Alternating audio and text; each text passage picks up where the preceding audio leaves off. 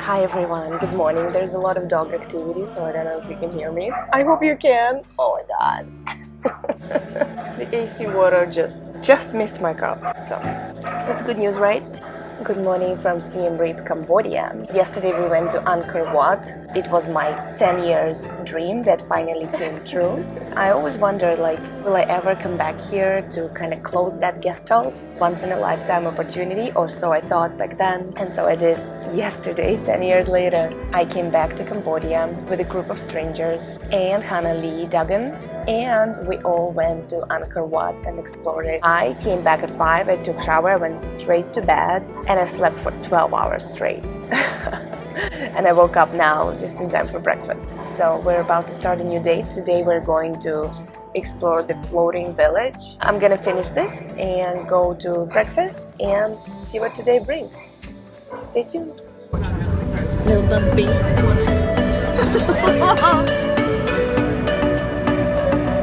can help me, I gotta let go. You say you love me, I need a break, boy. I'm bored to hear your fake voice. I'm gonna follow my way. I know your intentions, yeah. Some attention, don't want hesitation. You can play my game. You will see me tonight. Dancing into the club. I'm in the VIP, and you can sit with us. You know it, you know it, you love it, you love it. My body never will be in your hands. You know it, you know it, you love it, you love it. My body never will be in your hands. You know it, you know it, you love it, you love it.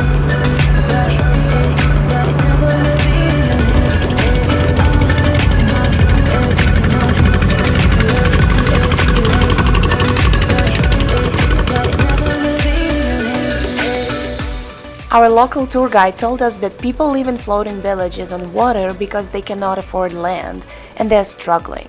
I was expecting to see a lot of poverty and begging women and children like you see in some touristic places in Cambodia, which absolutely breaks my heart in pieces. I was worried that it might be unethical to go sightseeing in a village where people live a certain lifestyle only due to poverty, but I was about to be surprised. If you know me, you know how much I love Southeast Asia, and the main reason is, of course, the people. This little boat and kayaking trip only reminded me again how happy people seem to be here, no matter how little or how much they have. What we saw were loving families living simple lives in their see-through houses on the water. Many had dogs and cats sunbathing on the floating decks, children running around, and they seemed happy to see us. Children were waving at us from their little school boats, and there was a sense of serenity and peace and calm that we rarely get in so-called developed countries, even outside of big cities.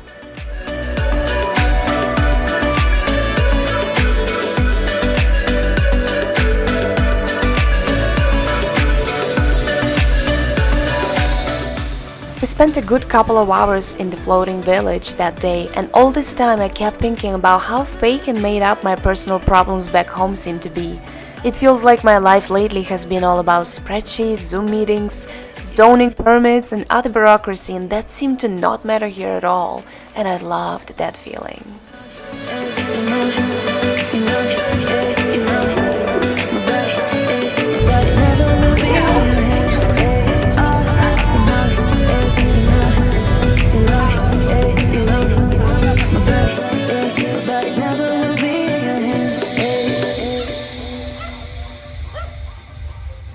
Wow, nice job.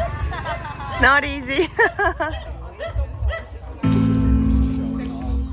The next few hours of the day, I think, became my most favorite part of the entire trip. We visited a small rural farming village of Chansar and immersed ourselves in local communities and learned a ton. All things I love to do and travel. We watched the making of the palm sugar out of palm juice, which we were lucky to try, super fresh.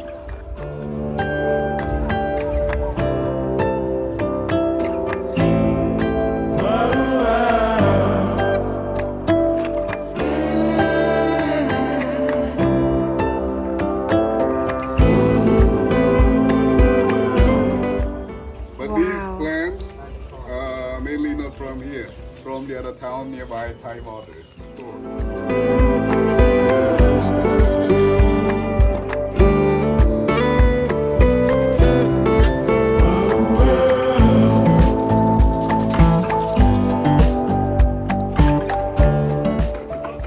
We also learned how to make brooms, and some of us even made their own to bring home, to the hidden joy of these local women who were laughing so hard at us. I also just love seeing Yaz making brooms with her long acrylic nails. This is so precious.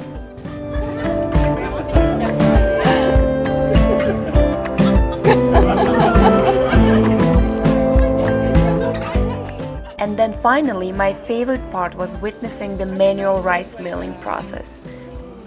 The ancient way of we call rice milling. You know, today most of the family, especially in town, we usually call a rice milling factory. It's a machine. Okay, don't let this next part freak you out, but I did ask Chat GPT to explain all stages of the process that I mapped to my footage. Yes, I really nerded out on this and I learned a lot and I'm proud of it.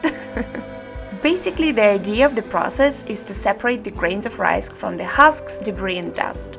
First, there is threshing, which I tried myself. This particular type of threshing is called food threading, and it's an important social and cultural activity in Cambodia. Families and neighbors come together to help each other thresh their rice, which is very time-consuming and labor-intensive. According to ChatGPT, this stomping rhythm is often accompanied by traditional songs and dances, making it a festive occasion. This is amazing!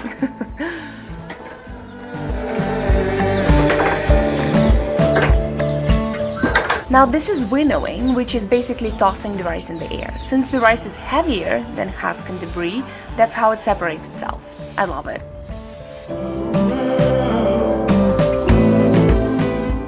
And grinding. Of course, you'll see the burlesque performer in me jump on that one. It's basically a bump and grind.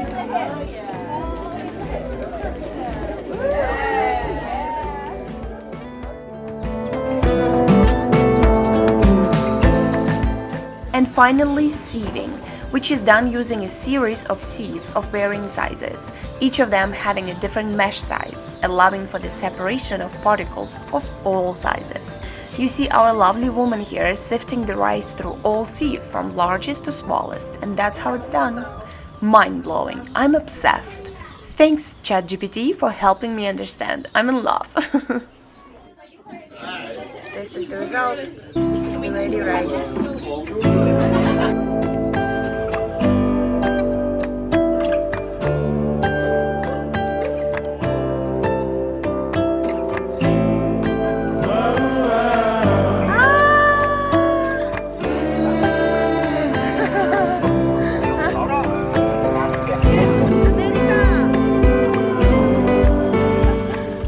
Thank you for watching this video till the end. Please give it a like, it's free for you and good for my video.